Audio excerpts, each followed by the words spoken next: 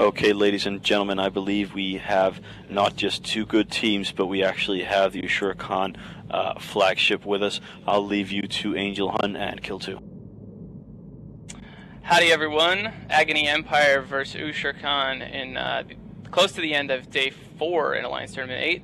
Agony Empire on the left has got a Macarial, 3 Slipners, one of which piloted by T-Days, Alliance Tournament 7 commentator, I should mention, a Scimitar, 3 Sabers, and 2 Dreamwheels.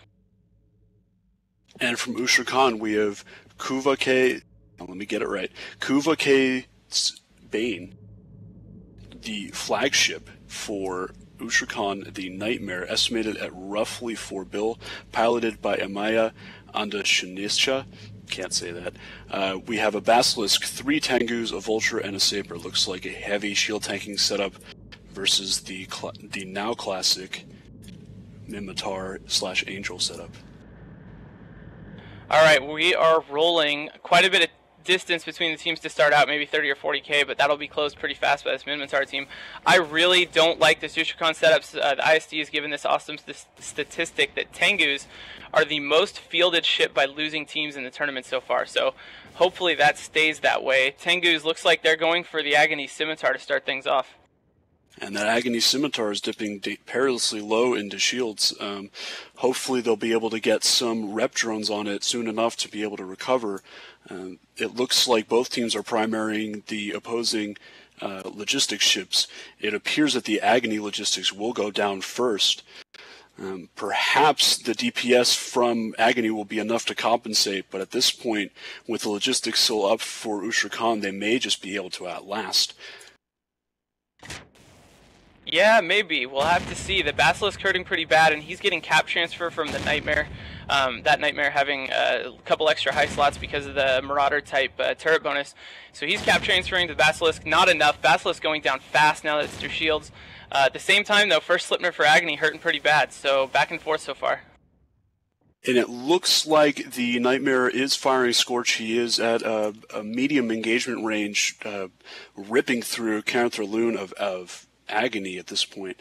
We're seeing a little bit of damage, a lot of damage on the Ushra'Khan Saber as Ushra'Khan trades a Saber for a Sleipnir. And actually, Sabers, since you mentioned them, I think are a big part of what's going to make the difference in this fight. We got 3 Sabers on Agony, and even though they're losing that Sleipnir and losing damage in that form, they've got a lot of damage in the form of these Frigs and Sabers. So, you know, even though they lost that one Sleipnir, it doesn't mean they're out of it by any means. Tengu's starting to take damage. Yeah, still really back and forth. We'll have to see. I guess this is just a real DPS race now, it looks like.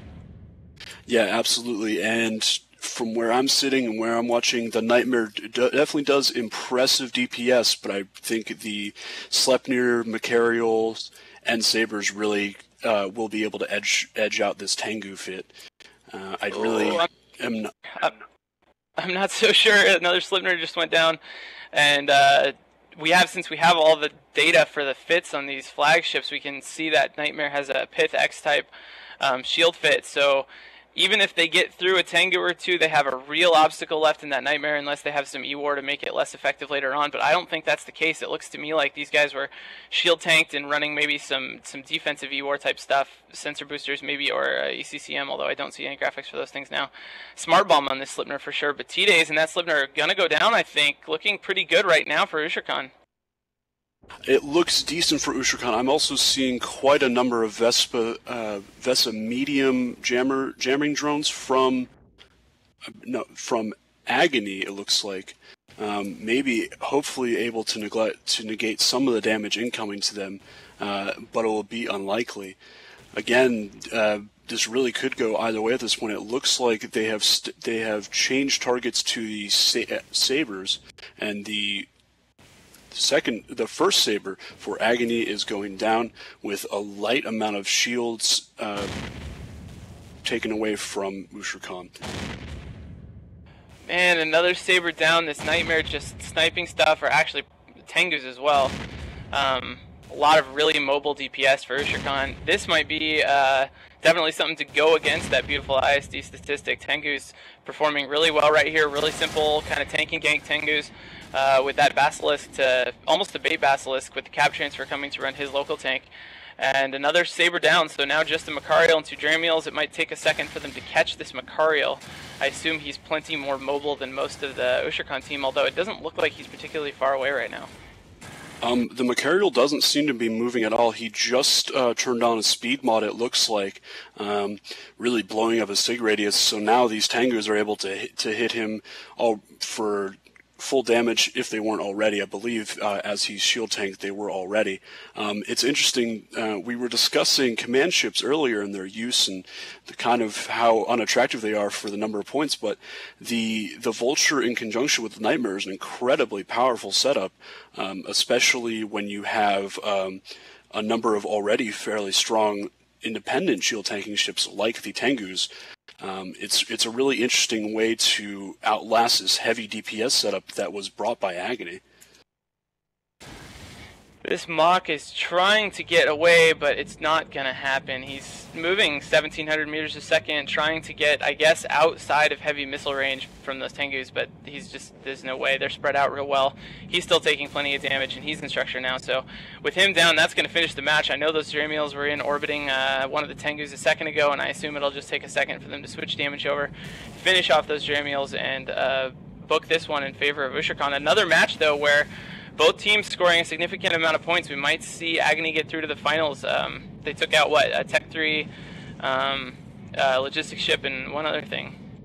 They took out a Basilisk and a Tech 3 Tengu, so they did score a fair amount of points. I'm looking forward to seeing how Ushra'Khan does in later rounds. This is a nice flagship, not terribly expensive.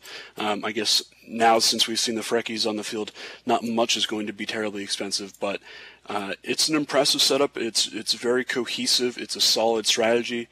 The Basilisk maybe not the strongest ship for this, but it looks like Ushra'Khan will most definitely be seeing them on the finals weekend.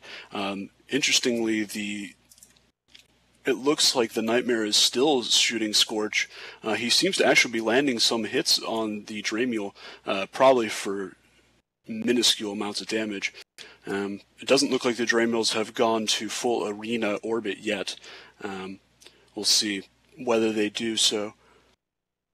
Yeah, I think they might. It's probably the missiles doing damage. I don't think that Nightmare would probably be able to hit, and if he was, it would be for like all their HP at once.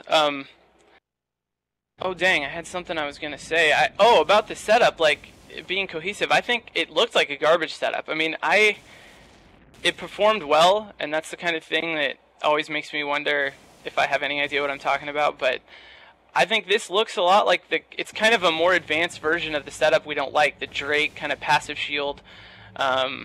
Maybe with logistics, in this case with logistics, but it's a relatively low DPS setup. It's not mobile.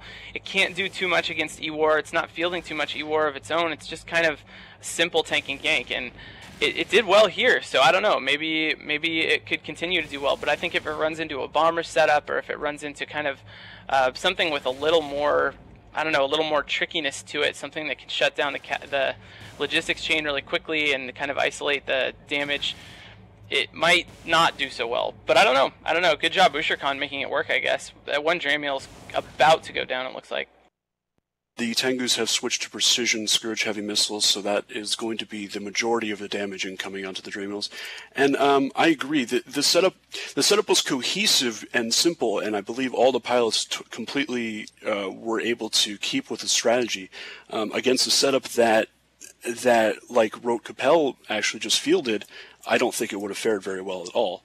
It's interesting that they threw that Nightmare in, which is probably one of the more powerful shield tanking turret ships alongside of those Tengus. So you're getting huge amounts of damage from both a turret ship and consistent damage when they're able to lock from the Tengus. I do think that this setup is extremely susceptible to heavy cap warfare, and again, possibly the battlecruiser gangs that we've been favoring. I think if it were to encounter one of the drone-based setups or the missile setups, it probably would not feel very well. It looks like Agony is offering a 3 bill ransom to blow themselves up. It looks like one of the Dramiels has gotten out of range. Olozim from Agony has gotten out of range. He's stopped taking damage. this is just a run to the end at this point, it seems. Ushra'Khan has answered by taking chances with their Scourges. That's really funny. I assume that offer is not real, but it's pretty funny. If anybody didn't watch week 1 or hasn't looked at the forums or doesn't play Eve, in round 1, Hydra offered Agony 3 bill for Hydra to sacrifice all their ships and give Agony the win. 1 Dramiel does go down there, so only 1 left now to finish the match. Agony didn't accept, but Hydra self-destructed anyway. It was kind of more of a strategic move than it was a ransom, but it's funny, Agony now making the same offer. And that Dramiel left the arena, or self-destructed or something. So good job, Ushra'Khan. We'll see you next week. Yeah, we certainly will. Ushra'Khan did pretty well. Agony Empire might actually have done just enough to sneak into the final weekend. We'll know later. There's about 10 minutes till our next match. It's at 1900 Eve. It is the All-Stars from Dystopia Alliance versus the Kadeshi.